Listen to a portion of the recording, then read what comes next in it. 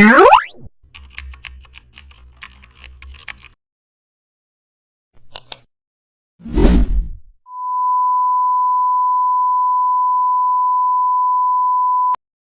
back to the channel and don't forget to like, share and subscribe for more updates.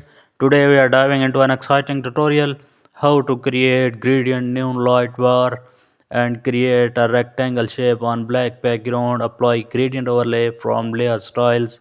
Use pink and cane strokes in editor.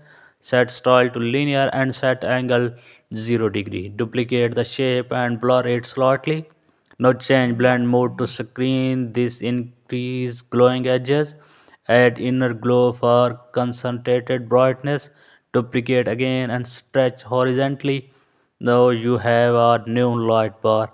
Add small particles for atmosphere. These gradients mimic real neon tubes, perfect for futuristic banners or reels. Add a dark vignette to enhance glow. Your